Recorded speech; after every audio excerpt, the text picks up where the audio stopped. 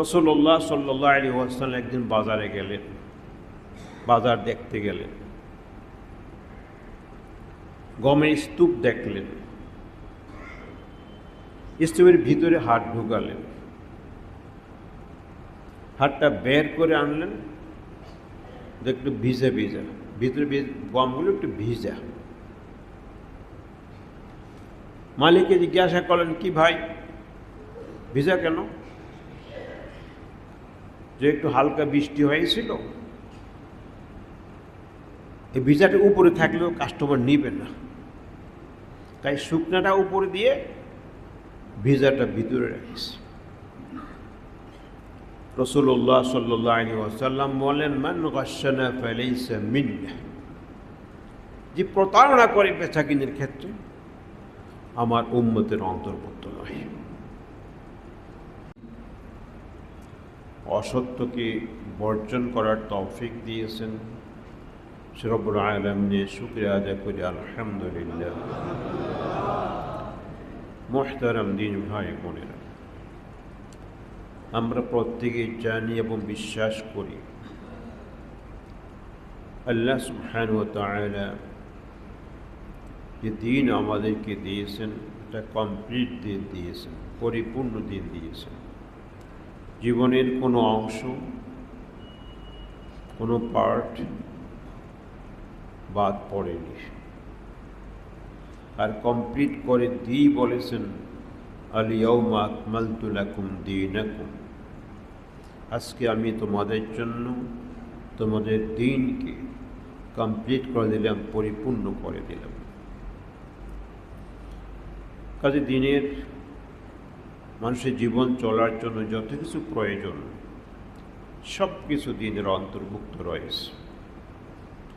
আর মুহাম্মদ সাল্লাল্লাহু আলাইহি ওয়াসাল্লাম তিনি সবটাই তাবলীগ করেছেন, দিনের কোনো অংশ গোপন রাখেননি, কিছুই তিনি তাবলীগ করা থেকে বাদ দেননি। তাই তিনি বিদায় হজে লক্ষাধিক সাহাবীকে সামনে রেখে বলেছেন, আলা হাল বাল্লাগতু, যে আল্লাহ পাক যে আমাকে তাবলীগ করার দায়িত্ব দিয়েছেন, যে তিনি বলেছেন, বাল্লিগ মা উনজিলা ইলাইক, তোমার প্রতি যা নাজিল করা হয়েছে তার তাবলীগ করো, তা প্রচার করো, পৌঁছিয়ে দাও জনগণের কাছে। এই দায়িত্বটা আমি পালন করেছি কিনা সমবেত সাহাবাদের কাছ থেকে তিনি জানতে চাইলেন। সকলেই বললেন, নাম কাদ বাল্লাগতা রিসালাহ। প্রত্যেকেই সমস্বরে বললেন, অবশ্যই আপনি রিসালাতের দায়িত্ব পরিপূর্ণভাবে পালন করেছেন। এবং রিসালাতের দায়িত্ব পুরোপুরা পালন করার পরই আল্লাহ পাক তাকে দুনিয়া থেকে উঠিয়ে নিয়েছে। তাইলে দিনে একটা বড় পার্ট হইল বাজার ব্যবস্থা। মানুষের দৈনন্দিন বেচা কিনা প্রয়োজন, কেউ বেচবে, কেউ কিনবে, প্রতিদিন এগুলো প্রয়োজন। কাজে বাজার ব্যবস্থা একটা গুরুত্বপূর্ণ বিষয়, মানুষের জীবনের একটা পার্ট। এই বাজার ব্যবস্থা নিয়ে আজকে অনেক কথা চলে, মানুষকে কষ্ট দেওয়া হয়। এই ব্যাপারে আল্লাহ পাক কি বলেছেন, রাসূলুল্লাহ সাল্লাল্লাহু আলাইহি ওয়াসাল্লাম কি বলেছেন, একটু জেনে নেওয়ার চেষ্টা করি। বাজার ব্যবস্থায় প্রথমে আরব দেশে জাহিলি যুগে, সেই বর্বর যুগে যে ব্যবস্থাগুলো ছিল, মানুষকে ঠকাবার জন্য, ধোঁকা দেওয়ার জন্য, প্রতারণা করার জন্য যত ব্যবস্থা ছিল সব সেকালে ছিল। সে বর্বর, যাদেরকে বর্বর বলি সে বর্বরতার যুগে, যাদেরকে জাহিল বলি, মূর্খ বলি, সে মূর্খতার যুগে। আল্লাহ পাক এই সবটাই যদি মানুষের জন্য ক্ষতি করছিল, এই জন্য এগুলো করতে নিষেধ করে আমাদেরকে কোরআনের মাধ্যমে জানিয়েছেন এবং মুহাম্মদ সাল্লাল্লাহু আলাইহি ওয়াসাল্লামের মাধ্যমে জানিয়েছেন। যেমন জাহিলি যুগে যাদেরকে বর্বর বলি। আমরা তো এখন সভ্য, খালি সভ্য না, সুসভ্য, অনেক অগ্রসর আমরা। ওরা ছিল অসভ্য, কিন্তু দেখা যায় সে অসভ্যদের কাজগুলো আমরা এখনো করছি, আর নিজেদেরকে বলছি সভ্য জাতি। আমরা কাজ করি অসভ্যদের, কাজ করি বর্বরদের, ওদেরকে বর্বর করে গালি দেই, অসভ্য বলে গালি দেই, আর আমরা সে অসভ্যতার কাজ, বর্বরতার কাজ করে যাচ্ছি, আর নিজেদেরকে মনে করি আমরা প্রগতিবাদী। জাহেলি যুগে ছিল মানুষকে মাপে কম দিত, নিজেরটা নেওয়ার সময় 16 আনা, পরেরটা 10 আনা। আমাদের সে প্রবাদ আছে, নিজের বেলায় 16 আনা, পরের বেলায় 10 আনা। অর্থাৎ আমারটা আমি পুরাই নিব, দেওয়ার সময় 10 আনা দেব, ওটি দিয়ে বুঝাই দেব। আল্লাহ পাক সূরাই নাজিল করে দিন এই ব্যাপারে, নামই রাখছেন মাপে কম দেয়ার সূরা। সূরা তাতফিফ মানে মানুষকে কম দেয়া, ওজনে কম দেয়া। শুরুই করেছেন আল্লাহ পাক, আউযু বিল্লাহি মিনাশ শাইতানির রাজীম, ওয়াইলুল লিল মুতাফফিফিন আল্লাযীনা ইযা ইক্তালু আলান নাসি ইস্তাওফুন ওয়া ইযা কালুহুম আও ওয়াজানুহুম ইউখসিরুন। ধ্বংস ওই সমস্ত লোকদের জন্য যারা মানুষকে কম দেয়, যখন মেপে দেয়, ওজন করে দাও তো পাত্র দিয়ে মেপে দেয়, তখন কম দেয়। আর নিজেরটা যখন নেবে 100 ভাগের 100 ভাগ বুঝে নেবে ঠিকঠাক মতো। ওদেরকে বিশ্বাস হয় না, ওদেরকে একদিন উঠানো হবে আবার। এমন এক মহান দিবসে যেদিন সকল মানুষ উঠবে, রব্বুল আলামিনের সামনে উঠতে হবে, হিসাব দিতে হবে, এই কথা বিশ্বাস হয় না তাদের। জাহেলি যুগে এই কাজটা ছিল, মাপে কম দিত, অন্যের দ্বারা ঠকাইত। অন্যকে ঠকানোর অভ্যাসটা ছিল জাহেলি যুগে, বর্বরদের কাজ ছিল। আল্লাহ বলেছে ওয়ালা তুকসিল মিজান, যখন মেপে দাও কম দিও না। ওয়া আকিমুল ওয়াজনা বিল কিসত, ওজনটা ইনসাফপূর্ণ ওজন করো, ন্যায়নিষ্ঠার সাথে ওজনটা করো। এভাবে কোরআন কারীম অনেক জায়গায় আল্লাহ পাক বলেছেন মানুষের অধিকার দেওয়ার সময় পুরা দাও, কম দিও না। সে বর্বরদের মতো নিজেরটা নেবে পুরা আর অন্যেরটা দিবে কম, এটা করো না তোমরা। তোমাদেরকে দাঁড়াতে হবে একদিন আসামির কাঠ পড়ায়, কয় টাকা ঠগাইবা তারে। কিন্তু এর জন্য কিয়ামতের ময়দানে তোমার সওয়াব, তোমার ইবাদতবন্দি দিয়ে দিতে হবে তাকে, এরপরও পার পাবে না। তাহলে মাপে কম দেয়া বাজারের ব্যবস্থায় এখন অনেক ক্ষেত্রে দেখা যায় মনে হয় যেন ঠিকই দিচ্ছে, আসলে কিন্তু মাপে কম দেয়। হয় পানি মিশাই দেয়, নতুবা আরও বিভিন্ন কায়দা আছে ওদের, এই কায়দা কুয়দা করে ঠকাবার ব্যবস্থা করে, এবং নিজে মনে করে আমি জিতছি, ওপরে বুঝতে পারে না আমি ঠকাই দিলাম, বাজারে গিয়ে তার মাপবে না।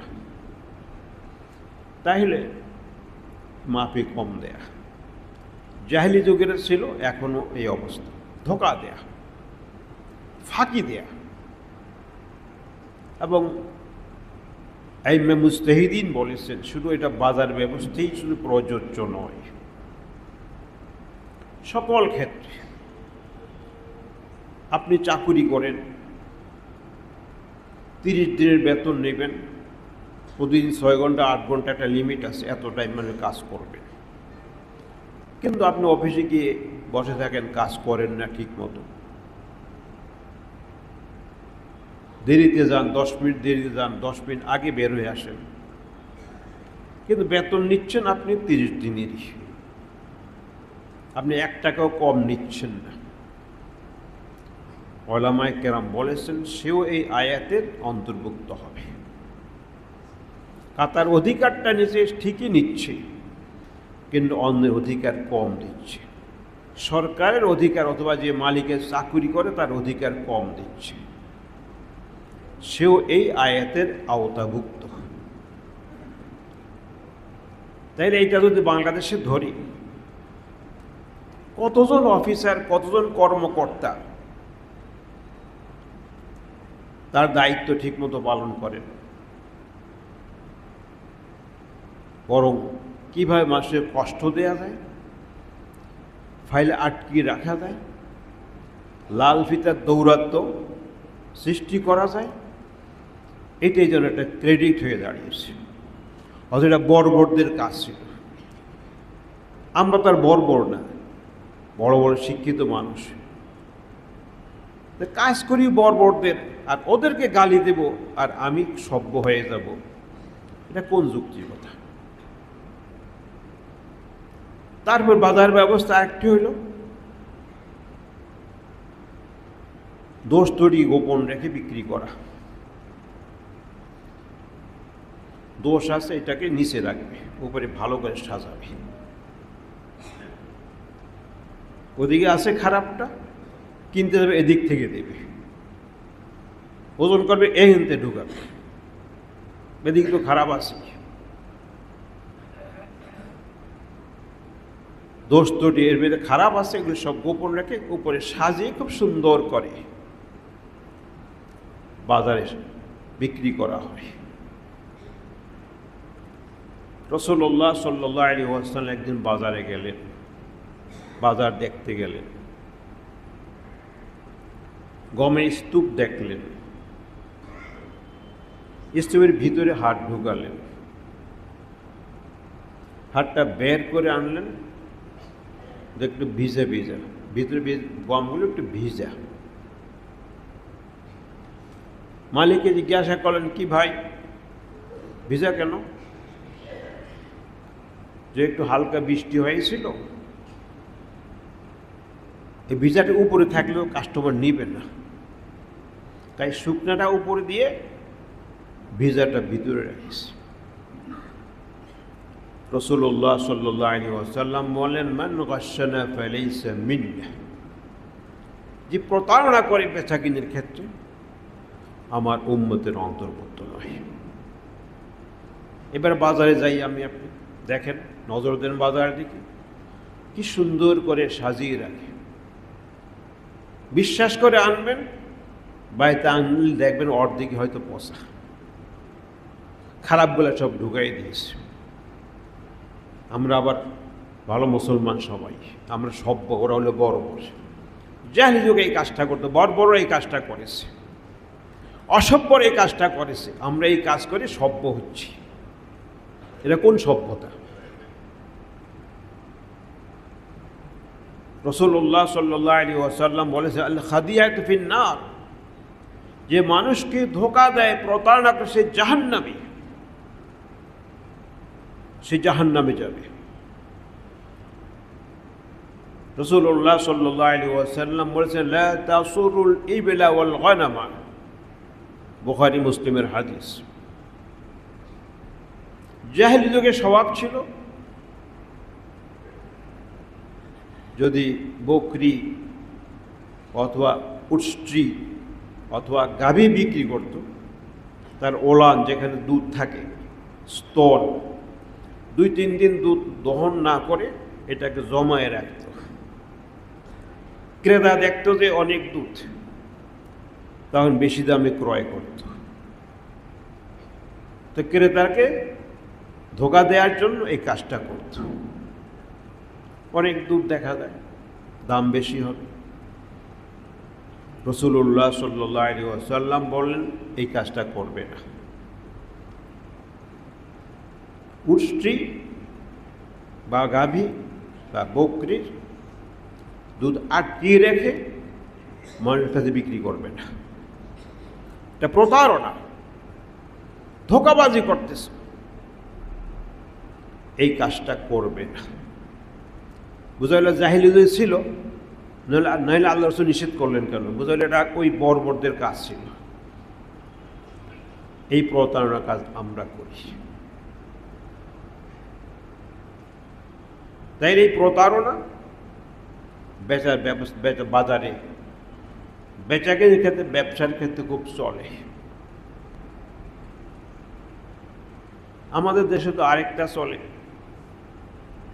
পাটের ভিতরে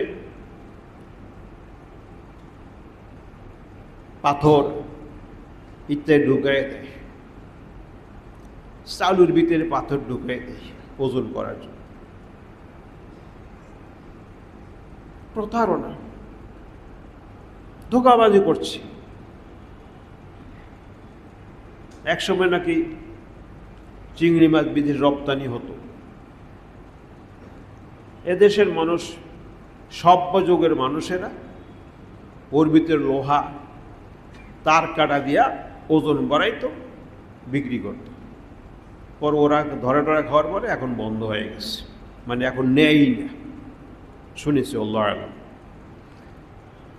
আমরা সভ্য, ওরা এই কাজটা করেছে বর্বররা। আমরা কিন্তু বর্বর না, আমরা সভ্য। এরপরও আমরা সভ্য মানুষ, আমরা সুশিক্ষিত, ওরা মূর্খ। ধোঁকাবাজি করছে, প্রতারণা করছে,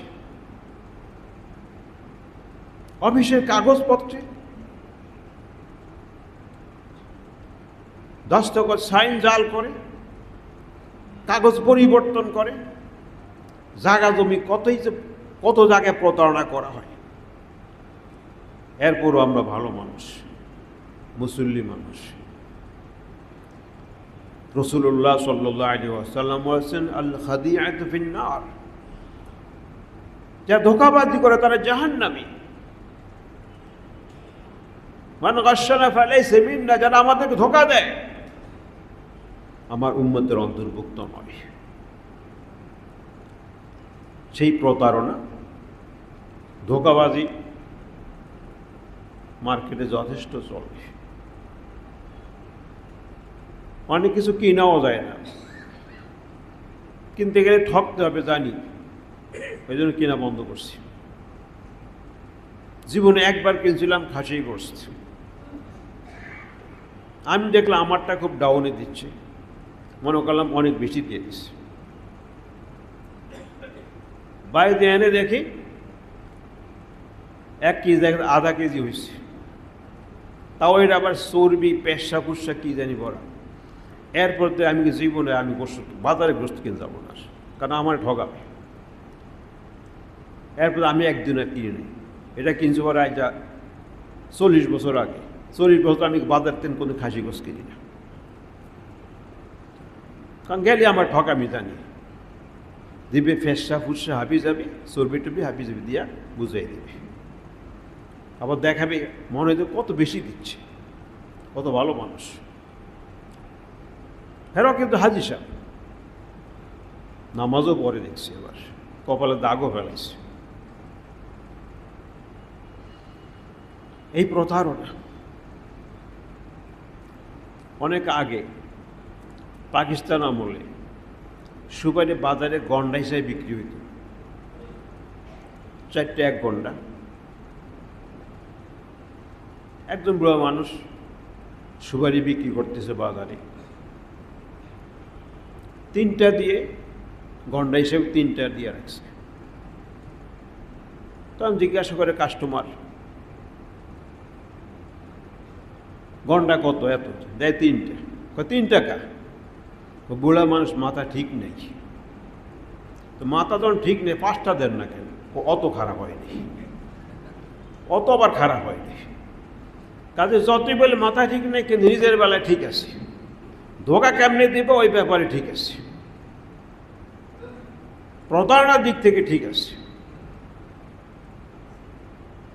কাজে এইটাও আমরা বাজারে দেখতে পাচ্ছি, ঠকানো হচ্ছে মানুষকে। কোন জায়গায় ঠকানো? দুধ কিনলে খাঁটি নেই, চাল কিনতে ভেজাল মুক্ত নেই, কোনটায় ভেজাল নেই। যা খাবে তাই বলে, স্বাস্থ্য বালা হওয়ার কথা আরো খারাপ হয়। বাংলাদেশ স্বাধীন হওয়ার পরে, এই স্বাধীন না, আগের স্বাধীন, তরকারি রান্না করে খালি মিষ্টি লাগে। তরকারি মিষ্টি কেন? যত লবণ দেয়, লবণ তো হয় না, আরো মিষ্টি পারে। দেখা গেল লবণে চিনি মিশানো হয়, কারণ লবণ ছিল 60 টাকা কেজি, চিনি ছিল 15 টাকা কেজি। তো 15 টাকা কেজি চিনি 60 টাকা কেজি লবণে মিশায়, আর তরকারি দেয়, আর তরকারি মিষ্টি লাগে। ধোঁকাবাজি আর কত! এদেশে মানুষ সব ধরনের ধোঁকাবাজি জানে, আবার আমরা খুব সভ্য। তারপরে সিন্ডিকেট করে দাম বাড়ানো, আটকায় গুদামজাত করে রাখা, গোডাউনে আটকায় রাখা। মার্কেটে ক্রাইসিস সৃষ্টি হবে, অল্প অল্প করে বেশি দামে বিক্রি করবে, মাল ছাড়বে না সহজে। এটা তো আমরা মাশাআল্লাহ ভালো। মানুষকে যত ধরনের কষ্ট দেয়া যায় সবটাই পরিপক্ক। কি কারসাজি খেলে, ডিম আটকায় রাখে কতদিন, কতদিন পেঁয়াজের, কতদিন চাউলের, এক এক সময় এক একটা। এরা সবাই ভদ্র, এটা জাহিল যুগই করেছে। এই জন্য সেই যুগের কথা আল্লাহ রাসূল সাল্লাল্লাহু আলাইহি ওয়াসাল্লাম বলেন, এই যুগের কথা বলেননি। সেই যুগে ছিল বলে রাসূলুল্লাহ সাল্লাল্লাহু আলাইহি ওয়াসাল্লাম বলেছেন, আল মুহতাকিরু মালউন। সহিহ বুখারীর হাদিস। যে ইহতিকার করে, গুদামজাত করে রাখে, সিন্ডিকেট করে মাল আটকায় রাখে, মানুষকে দেয় না, সহজ করে বাজারে সহজ করে ছেড়ে দেয় না, সে অভিশপ্ত, আল্লাহর লানত তার উপরে। মুসলিম শরীফে রয়েছে আল মুহতাকিরু খাতিউন। যে ইহতিকার করে রাখে মানে মাল আটকায় রাখে, গুদামজাত করে রাখে, সে অপরাধী, পাপিষ্ঠ, সে পাপাচারী।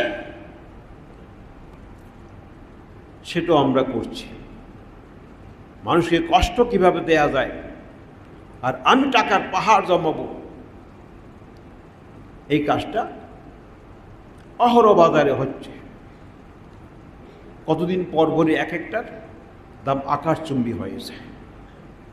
দেখা যায় গোডাউনে যথেষ্ট আছে, কিন্তু একত্রে মিলে কয়েকজন এটা সিন্ডিকেট করে আটকে রাখছে। আটকে রেখে দেশের মানুষগুলির কষ্ট দেয়।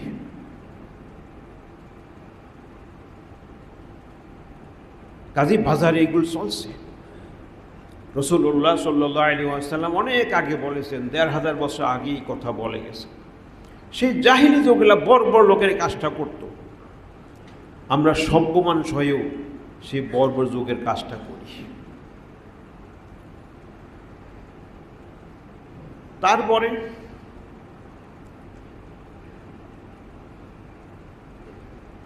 রাসূলুল্লাহ সাল্লাল্লাহু আলাইহি ওয়াসাল্লাম বলেছেন, লা তালাক্কাউ রুকবান। বাহির থেকে কৃষকরা শাক সবজি, তরি তরকারি, চাল ডাল ইত্যাদি উৎপন্ন করে, এগুলো শহরে নিয়ে আসে, বাজারে নিয়ে আসে, ওখানে জমিন থেকে বাজারে নিয়ে আসে। জাহিলি যুগে ছিল এখানকার চালাক লোকেরা ওই যেই রাস্তা দিয়ে মার্কেটে নিয়ে আসবে, ওই রাস্তা গিয়ে বসে থাকে, গিয়ে ওকে ধরে। এটা বাজারে আসতে দিবে না সে, ওখানে তার কাছ থেকে সে সস্তা দামে কিনবে, তাকে ঠকাবে। এইভাবে তাকে বলবে, তুমি যে মাল আনছো এটা বাজার কোনো চাহিদা নেই, বাজার সয়লাভ হয়ে আছে, এই মালে বিক্রি করতে পারবা না। দেখো এই দামে গিয়ে গেলে তোমার তবুও তো কিছু পাই না। অথবা তুমি বাজার গ্রাম থেকে আসছো, শহর অবস্থা তো বুঝো না, ওখানে পুলিশে চাঁদা দিতে হয়, মস্তানি দিতে হয়, তুমি তো ওগুলো পারবা না, বুঝবা না। তোমার তে সল ছাত্রী সব নিয়ে যাবে, তুমি আমাকে দিয়ে দাও। এই করে বাজারের বাইরে বসে থাকি, বাজারে ঢুকতে দেয় না। সে জাহিলি যুগ ছিল। রাসূলুল্লাহ সাল্লাল্লাহু আলাইহি ওয়াসাল্লাম বলেন, যারা বাহির থেকে বাজারে জিনিসপত্র নিয়ে আসে, লাউ, কদু, পেঁয়াজ, আলু ইত্যাদি, চাল ডাল সহকারে যত কিছু আছে, ওই ব্যবসায়ী যারা আসবে নিয়ে আসতে, বাজার নিয়ে আসতেছে, ওদেরকে ওখানে গিয়ে পথে আটকাবে না, ওদের সাথে সাক্ষাৎ করবে না। ওটা ওখান থেকে কিনবে না, ওটা বাজারে আসতে দাও। বাজারে আসবে, ওই লোকও মোটামুটি ভালো দাম পাবে, বাজারের লোকেরাও সস্তা কিনতে পারবে। আর এই লোক ওই লোককে ঠকায়, এই জন্য বলে যে কৃষকের খরচ ওঠে না।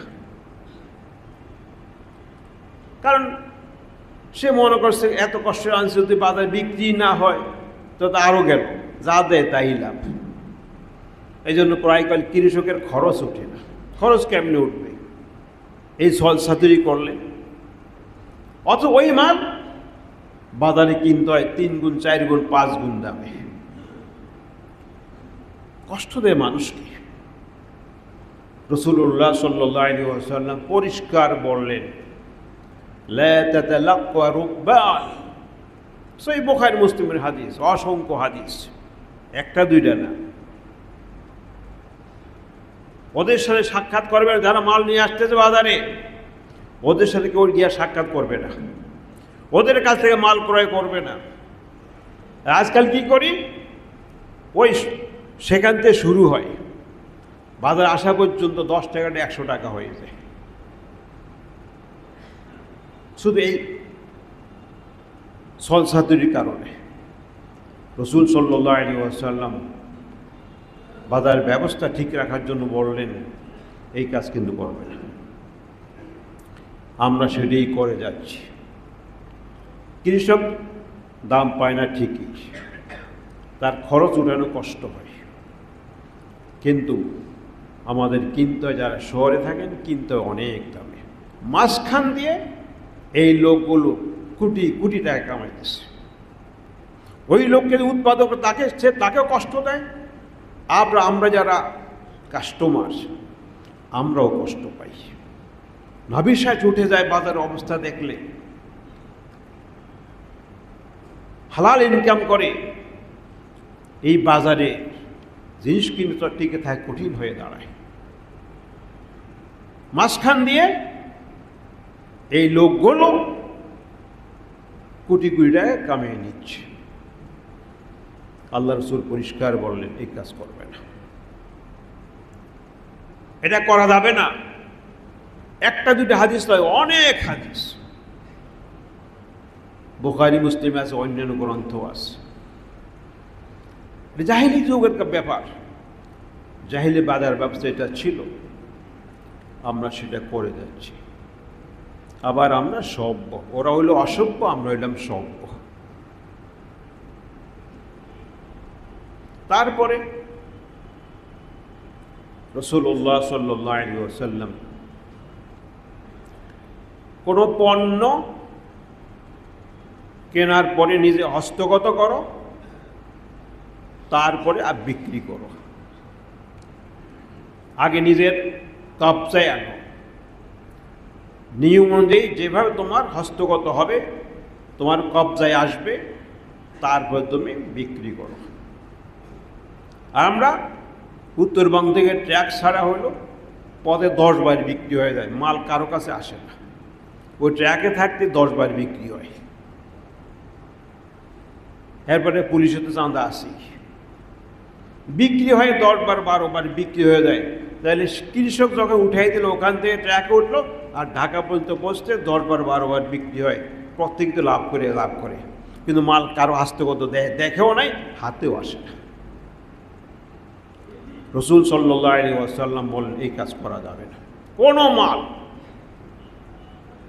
নিজের কবজা না এনে হস্তগত করো, তারপরে বিক্রি করো। এখন কি হচ্ছে, সেই প্রত্যন্ত অঞ্চল থেকে ছাড়া হয় ট্র্যাকে উঠে, আর পথে পথে একবার 10বার 12বার বিক্রি হয়ে যাচ্ছে, আর দাম বাড়তেছে। আল্লাহ রসুল সাল্লাল্লাহু আলাইহি ওয়াসাল্লাম বলে এটা করা যাবে না। কোথায় রসুল, কোথায় আমরা? রসুল উম্মাহ দাবি করি, মহব্বত দাবি করি, ভালোবাসা দাবি করি, তাইলে এটাও চলছে আমাদের মাঝে, যার কারণে বাজারের এই অবস্থা। তারপর রাসূলুল্লাহ সাল্লাল্লাহু আলাইহি ওয়াসাল্লাম বলেন লা ইয়াবি হাদিরুন লিবাদিন, শহরবাসী গ্রামবাসীর কাছে গিয়ে কিনবে না। কেন? গ্রামবাসীর কাছে গিয়ে শহরবাসী বলে এই মাল তো তুমি একদিন বিক্রি করতে পারবে না, আমার কাছে রাখো, আমি রেখে দিই, আমার গোডাউন আছে, আমি আস্তে আস্তে বিক্রি করবো, তোমাকে আস্তে আস্তে টাকা দিয়ে দেব। এবার সে গোডাউন আটকে রেখে মার্কেটে ক্রাইসিস সৃষ্টি করে। ওই গরিব বেচারায় কি করব, বেচারায় মানুষ এখন আসলে কিছু টাকা দেয়, আবার দেয় না, এইভাবে বাজারে ক্রাইসিস সৃষ্টি করে, অল্প অল্প করে মার্কেটে ছাড়ে, মনোবলি বিজনেস করে, একচেটিয়া বিজনেস করে লাভ করে যাচ্ছে। তাহলে বাজারের এইটাও আমাদের মাঝে আসে। এবার যদি বলি একটা একটা বলি অনেক কিছু, এগুলো আমরা করতেছি। কোনো জিনিস মেচুর না হওয়া পর্যন্ত, খাবার উপযুক্ত না হওয়া পর্যন্ত বিক্রি করতে আল্লাহ নিষেধ করেছেন। আর আমরা কি করি? দাম বেশি পাওয়ার জন্য পরিপক্ক না হতেই, খাবার উপযুক্ত না হতে মার্কেটে বিক্রি করি। কাঁচামরিচ কিনলে ঝাল লাগে না, ফুলের থেকে নিয়ে আসে, দাম বেশি পাওয়া যাবে। অমুকটা স্বাদ লাগে না, কাঁচাটা রং দিয়ে পাকাই দিছে।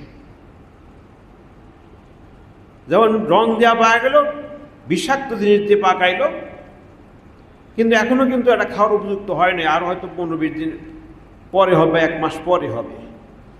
কিন্তু রং টং দিয়ে কি সুন্দর করে সাজিয়ে আনা হয়, মনে হয় যেন কত কি সুন্দর পাকা। রসুল সাল্লাল্লাহু আলাইহি ওয়াসাল্লাম সহিহ বুখারী মুসলিম অনেক অধ্যায় আনা হয়েছে এই ব্যাপারে, যেটা পরিপক্ক না হওয়া পর্যন্ত এটা বিক্রি করতে পারবে না। পরিপক্ক হতে দাও, খাবার উপযুক্ত হবে, স্বাস্থ্যের জন্য ভালো হবে, তারপরে বাজারে ছাড়ো। কিন্তু আমরা অধিকাংশ ক্ষেত্রেই আমরা কি করি? রং দিয়ে হোক, এমনি যাই দিয়ে হোক, অনেক কিছু দিয়ে রং টং সুন্দর করে সাজিয়ে যা খেলে বলে মানুষের কারো ক্যান্সার হয়, কারো ডায়রিয়া হয়, এক এক সময় এক রোগ দেখা দেয়। সমস্ত কারণে স্বাস্থ্য ভালো হওয়া দূরের কথা, স্বাস্থ্য আর ক্ষতি হয়। কিছু না, একজন নিজের গাছের কলা পাকে নেই, একজনকে দিবে হাদিয়া, কি একটা বালতি সুবান দিলে রং হয়ে যায়, সুন্দর নিয়ে আসছে। জিজ্ঞাসা করলো আপনি কি কাজ করছেন কিনা? একটা সুবান দিছি মাত্র, বেশি দিইনি। মানে এখন কি সুন্দর রং, আসলে কলা এখনো মেচুরি হয়নি। এখন প্রতিদিন প্রতিনিয়ত আমরা এই অবস্থার শিকার হচ্ছি আর নিজের জীবনকে ধ্বংস করছি। আর যারা করছে তারা তো লাভবান হচ্ছে না, কারণ তা তো আরেকটা জিনিস কিনতে হচ্ছে, সেও তো আরেকটা জিনিস, সেও তো ওই ধোকাই খায়। সে গোটা জাতি ধোকার মধ্যে আছে, কারণ সে তো আর সব জিনিস উৎপাদন করে না, সবটা সে করে না। আর একটা সে ধোকা দিয়ে বিক্রি করে, 10টাতে সে কিনতে হয় মার্কেট থেকে থাকে, সেটাও 10টায় ধোকা খায়। গোটা জাতি শেষ পর্যন্ত প্রত্যেকে ধোকার ভিতরে আছে। প্রতারণা শিকারী সবাই ক্ষতির সম্মুখীন হয়। ধোকাবাজি যে মাছ কিনবেন, কি আবার রং লাগাই দেয় বলে আবার তাজা হয়ে যায়, মনে হয় কি একবার আবার এমনি খুলে দেখায় কত সুন্দর করে, একবার তরতাজা রং দিয়ে রাখছে, রক্ত টাটকা। কোথায় যাব? কোনো কিছু কেনা যাচ্ছে না, সব একই অবস্থা। অথচ আমরা 90% জন মুসলমানের দেশ। ওরা বর্বর, ওদেরকে বর্জন করছি আমরা। সভ্য হয়েছি, কাদের মতো সভ্য হইলাম আমরা, কাদের মতো প্রকৃতি উন্নতি করলাম, রয়ে গেলাম সে বর্বরতার ভিতরে রয়ে গেলাম। মানুষকে ঠকানো, মানুষকে কষ্ট দেয়া, জুলুম অত্যাচার করা, নির্যাতন করা, নিপীড়ন করা, সবই তো আমাদের মাঝে আছে। তাহলে ওদেরকে বর্বর হয়ে গালি দেওয়ার দরকারটা কি? অসভ্য বলে গালি দেওয়ার দরকারটা কি? কাজী আসুন, আসলে সব ক্ষেত্রে ইসলাম মানতে হয়। খালি ওই আংশিক কিছু মানবেন আর পরেজগার হয়ে গেছেন, মুত্তাকি হয়ে গেছেন, আর আলহাজ লেখাল বিলবোর্ড বানাবেন আলহাজ দিয়ে, এই আলহাজ দিয়ে কোনো কাজ হবে না। বিলবোর্ড লাগায় গেলে আলহাজ লিখবেন, এক বিলবোর্ড গেছে আর আরেক বিলবোর্ড উঠতেছে। আগে এক বিলবোর্ড আসলে আলহাজ আলহাজ আলহাজ, এখন আবার আরেকটা শুরু হয়েছে, আরেক বিলবোর্ড ওটা শুরু হয়েছে। ওটা জায়গায় খালি নাই, আবার আরেক হাজী সাহেবেরা আসতেছে। এই হাজী সাহেবেরাই দেশে সব শেষ করছে। এই হাজী সাহেবেরাই দেখাবার জন্য হজ করে, যত কাজ করে সব দেখাবার জন্য করে, ধোকা প্রতারণা ছাড়া কিচ্ছু না। অথচ মুহাম্মদ সাল্লাল্লাহু আলাইহি ওয়াসাল্লাম হজ করছেন, হাজী সাহেবকেও বলি না, বোঝা গেল ওটা ঠিক, ওই হাজী সাহেব ভালো হাজী সাহেব। আলহাজ বলি না, কোনোদিন বলি না। আলহাজ আবু বকর সিদ্দিক রাদিয়াল্লাহু আনহু কোনোদিন বলি না, কিন্তু ওই আলহাজ ঠিক ছিলেন। আলহাজ ইমাম বুখারী বলি না, আলহাজ ইমাম আবু হানিফা বলি না, কিন্তু ওনাদের হজ ঠিক আছে, হলো কাজের সাথে কথার মিল ছিল। এখন কথার সাথে কাজের মিল নেই। লিমা তাকুলুনা মা লা তাফআলুন, দাবি করে ঈমান। লিমা তাকুলুনা মা লা তাফআলুন, যা করো না সেটা বলো কেন? ঈমানের কাজ করছি না, কুফরের কাজ করি, বর্বরতার কাজ করি, বলি সভ্য, কাজ করি মূর্খের মতো বলি আমরা হলাম সুশিক্ষিত জাতি। আল্লাহ বলেন, কাবুরা মাকতান ইনদাল্লাহ আন তাকুলু মা লা তাফআলুন, আল্লাহর নিকট সবচেয়ে গোস্বার বিষয় এটাই, বলো যা করো না তা বলো। দাবি করো আমি ইমানদার, আমি মুমিন, শতকরা এখন আমরা মুসলমান, মুসলিম দেশ, সবটাই ঠিক আছে। আল্লাহ বলেন যা করো না বলো কেন? আর সেটি আমরা করে যাচ্ছি। আল্লাহ বলেন আল্লাহ নিকট সবচেয়ে গোস্বা বিষয় এটা, রাগের বিষয় এটা, যা করো না তা বলো। তা আমরা তো সেটাই করছি। আল্লাহ যারা রাগ করেন যেটা যে বিষয়, ওইটাই আমরা করি। কাজেই যদি আসলে সত্যিকার মুসলিম হতে চাই আর মুসলিম হতে পারি, এই পরিবেশ থাকার কথা নয়। মুহাম্মদ রাসূলুল্লাহ সাল্লাল্লাহু আলাইহি ওয়াসাল্লাম ওই বর্বর পরিবেশে এসে, অসভ্য যুগে এসে, তার আদর্শ দিয়ে, তার শিক্ষা দিয়ে বাজার ঠিক করেছেন, অফিস ঠিক করেছেন, বিচার ব্যবস্থা ঠিক করেছেন, সমাজ ঠিক, সবটাই ঠিক করেছেন তার আদর্শ দিয়ে, তার শিক্ষা দিয়ে। তিনি শিক্ষক, সব ঠিক হয়েছে। কোথাও কোনো ধোঁকাবাজি নাই, প্রতারণা নাই, কিছুই চলত না। সেই আদর্শ যদি আজও বাস্তবায়ন করতে পারি, বাজারে অবস্থা থাকবে না। হয়তো কিছু লোকের কষ্ট হবে, যে বড় আশাদের কোটি কোটি টাকা কামাবে, হয়তো ওটা হবে না, কিন্তু আম জনতা আরাম পাবে, শান্তি পাবে, কল্যাণ পাবে, আরামাইসে বাঁচতে পারবে। কাজে আসুন সে পথে আসি, ইসলামের পথে আসি। আমরা তো ইসলাম মনে করি, আসি মসজিদে নামাজ পড়ছি, বড় বড় ওমরায় যাবো, হজ করে আসবো, ভালো। ইসলাম তো এইটুকুই। আর সহবরা তাহলে দৌড়ে মসজিদে আসবো, রমজান মাস আসলে কিছু এবাদতবন্দি করব, এরপরে ওগুলোতে ইসলাম, রাষ্ট্রে ইসলাম আছে, রাষ্ট্র চালাইতে ইসলাম লাগে। রসুল যেহেতু রাষ্ট্রনায়ক ইসলাম রাষ্ট্র চালিয়েছেন, ওই রাষ্ট্রনায়ক হইলে আর ওটা মনে থাকে না। রাষ্ট্রের ক্ষমতায় বসে কিভাবে অপরকে দমন করা যায়, কিভাবে আমাকে ক্ষমতায় প্রতিষ্ঠিত করা যায়, এই থাকে টার্গেট আর চিন্তা। সেখানে ইসলাম লাগে না। বিচার ব্যবস্থায় বলে সেখন ইসলাম লাগে না। ইসলাম খালি এই কিছু জায়গায় মসজিদে আসলে ইসলাম লাগে, এখানে আসলে ইসলাম, এখান থেকে বাইরে ইসলাম ইসলাম কিছু লাগে না। এই আফসোস। কবি ইকবাল বলেছেন, ওই জমানে মে মুআজ্জাজ দে মুসলমান হু কর और तुम खारे तारिके করোনা হু কর।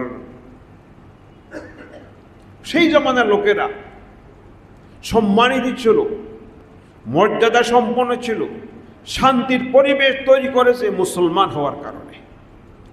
সত্যিকার মুসলিম হয়ে সমাজকে তারা গড়েছে, শান্তিপূর্ণ সমাজ গড়েছে, দেশ গড়েছে, জাতি গড়েছে, নিজেরা সম্মানিত হয়েছে, অন্যকে সম্মান দিতে জেনেছে।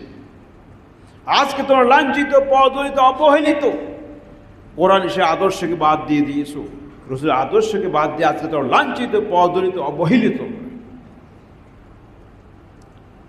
কবি ইকবাল আরো বলেছেন, তুমি আকাশে উড়েছো, এই ডিগ্রি ওই ডিগ্রি অনেক ডিগ্রি অর্জন করেছো, এগুলো আমার কাছে বলল না। বাতাও তো মুসলমান বি হো, সত্যিকার মুসলিম হয়েছে সে কথাটা আমাকে বলো। তোমার ডিগ্রি দিয়ে বাজারের অবস্থা ভালো হবে না, তোমার ডিগ্রি দিয়ে রাষ্ট্র ব্যবস্থা ভালো হবে না। ভালো হবে বাতাও তো মুসলমান বি হো, তুমি মুসলিম হয়েছো কিনা সেই কথাটা আমাকে বলো। যে মুসলিম হয়ে থাকো, বাজার ব্যবস্থা ঠিক হবে, রাষ্ট্র ব্যবস্থা ঠিক হবে, বিচার ব্যবস্থা ঠিক হবে, সমাজ ব্যবস্থা ঠিক হবে, পরিবারের ব্যবস্থা ঠিক হবে, সবটাই ঠিক হয়ে শান্তিপূর্ণ পরিবেশ তৈরি হবে। এই জন্য কবি ইকবাল বলেন, বাতাও তো মুসলমান বি হো, বলো তুমি মুসলমান হয়েছো, ওটা বলো। অত অত ডিগ্রি দিছো, আকাশে উঠছো, জমিনে ঘুরছো, এ ওসব আমার সাপ নেই, আমাকে বলো, এটা বলো। কাজে আসুন, এই জন্য আল্লাহ বলেছেন, ওয়ালা তামুতুন্না ইল্লা ওয়া আনতুম মুসলিমুন, সত্যিকার মুসলিম না হয়ে মরো না। মরতে তো হবে, সত্যিকার মুসলিম হয়ে মরো, তাহলে দুনিয়া সুন্দর হবে, তোমার পরকালও সুন্দর হবে। আর মুসলিম না হয়ে মরবে, দুনিয়াও তোমার অসুন্দর হবে, পরকাল অসুন্দর হবে, সবটা অসুন্দর। এবং খাসরাত দুনিয়া ওয়াল আখিরা, আল্লাহ বলেন কোরআনে কারিমে, খাসরাত দুনিয়া ওয়াল আখিরা, দুনিয়া ক্ষতিগ্রস্ত, আখিরাতে ক্ষতিগ্রস্ত। যালিকা হুয়া দালালুল বাঈদ, এটা হলো চূড়ান্ত পথভ্রষ্টতা। সূরা হজে আল্লাহ বলেন, যালিকা হুয়া দালালুল বাঈদ, এটা চূড়ান্ত পথভ্রষ্টতা। এখন আমরা কোথায় আছি নিজ থেকে ভেবে চিন্তা করে দেখি, তারপরে চলার চেষ্টা করি। আল্লাহ পাক আমাদেরকে তৌফিক দান করুন। আকুলু কওলি হাযা ওয়া আস্তাগফিরু লাকুম ওয়া লিসাইরিল মুসলিমিন ফাস্তাগফিরুহু গফুরুর রহিম।